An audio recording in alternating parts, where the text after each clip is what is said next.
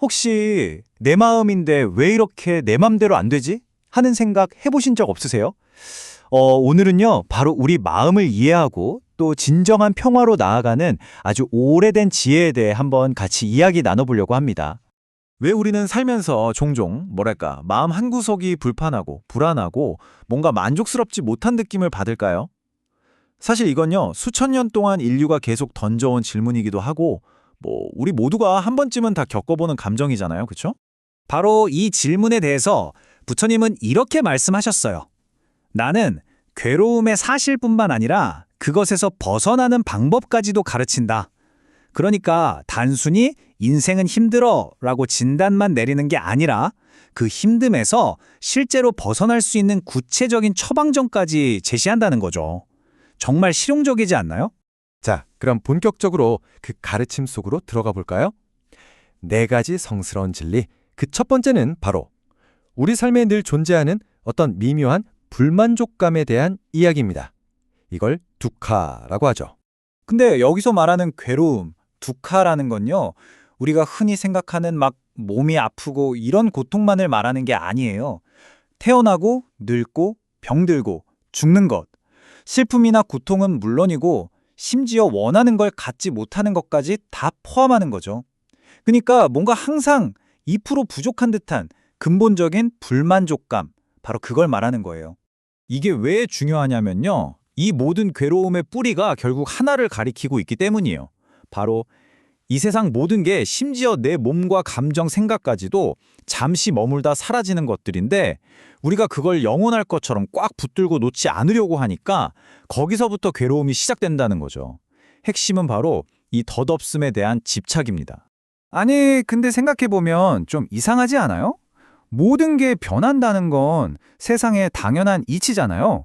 그런데 왜 우리는 유독 그 변화 때문에 이렇게 힘들어하는 걸까요? 고통의 진짜 원천, 그 직접적인 원인은 대체 뭘까요? 두 번째 진리는 그 근본 원인을 아주 명확하게 지목합니다. 바로 갈애. 한자어라 좀 어렵게 들리는데 쉽게 말해 끝없는 목마름이나 욕망이라고 생각하시면 돼요. 우리 안에서 절대로 만족할 줄 모르고 계속해서 무언가를 원하는 강력한 엔진 같은 거죠. 이 갈애, 즉 욕망은요, 크게 세 가지로 나타난다고 해요. 첫째는 맛있는 음식이나 좋은 음악처럼 감각적인 즐거움을 쫓는 욕망. 둘째는 나라는 존재가 영원했으면 계속 이대로 살고 싶다는 존재에 대한 욕망. 그리고 마지막은 좀 의외인데 반대로 다 사라져버렸으면 하고 이 고통스러운 존재로부터 벗어나고 싶어하는 비존재에 대한 욕망까지 포함됩니다. 이 그림을 보시면 괴로움이 어떻게 만들어지는지 한눈에 딱 들어오죠. 아주 짧은 순간에 일어나는 일이에요.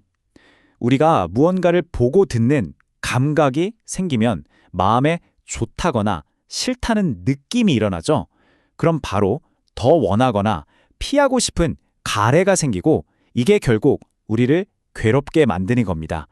이 자동 반응의 사슬에 우리가 꽉 묶여 있는 거예요. 자, 이렇게 괴로움이 만들어지는 과정을 듣고 나니까 어떠세요? 좀 답답하고 막막하게 느껴지시나요?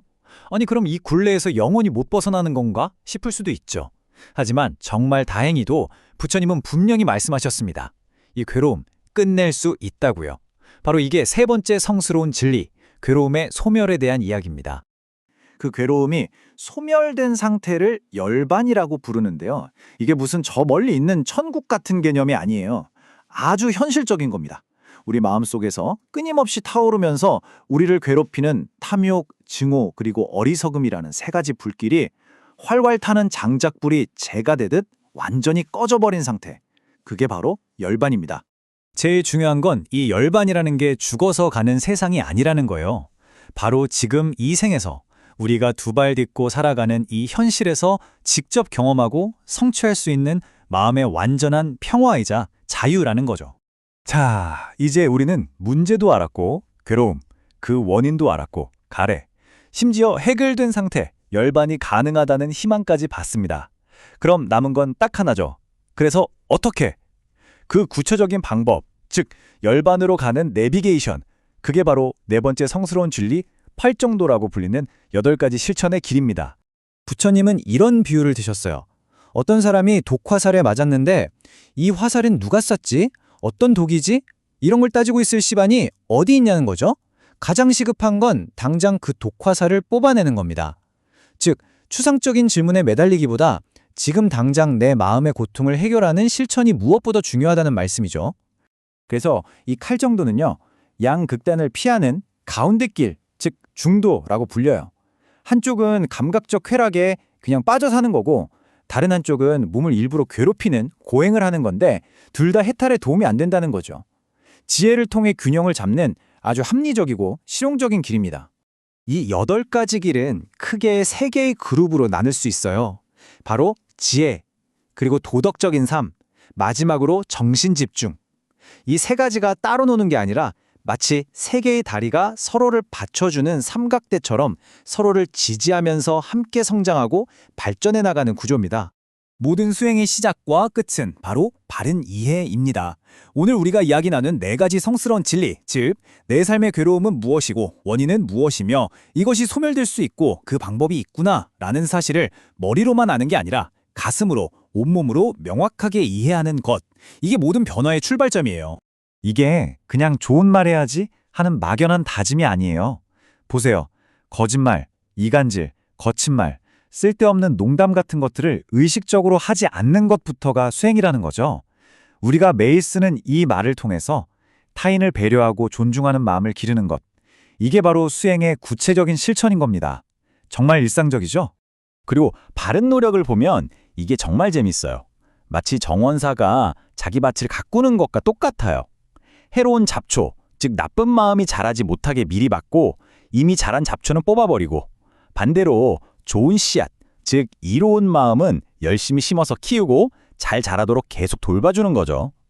내 마음을 그냥 내버려 두는 게 아니라 이렇게 적극적으로 그리고 성실하게 가꿔 나가는 거예요. 그리고 요즘 많이들 이야기하는 마음챙김. 이게 바로 바른 마음챙김입니다. 판단하거나 휩쓸리지 않고 그냥 지금 이 순간 내 몸에서, 내 마음에서 무슨 일이 일어나는지 있는 그대로 알아차리는 연습이에요. 화가 나면 아, 화가 났구나. 걸을 땐 걷고 있구나 하고 그냥 지켜보는 거죠. 깨어있는 훈련입니다. 이렇게 8 정도의 길을 꾸준히 걷다 보면 자연스럽게 여러 가지 아름다운 열매들이 맺힙니다. 세상을 있는 그대로 보는 지혜가 생기고 나와 다른 사람들의 고통을 이해하는 연민심이 자라나죠. 또 감사할 줄 알게 되고 겸손해지고 내면은 고요하고 평화로워집니다. 삶의 태도 자체가 바뀌는 거예요. 결국 이 모든 가르침은 우리가 머리로만 이해하고 끝낼 지식이 아니라는 걸 말해주는 것 같아요. 한 걸음 한 걸음 직접 걸어가야 하는 길이라는 거죠. 자, 길은 이렇게 선명하게 제시되었습니다. 그렇다면 여러분의 첫걸음은 과연 무엇이 될까요? 바로 지금 이 자리에서 시작할 수 있는 그 작은 한 걸음 말입니다.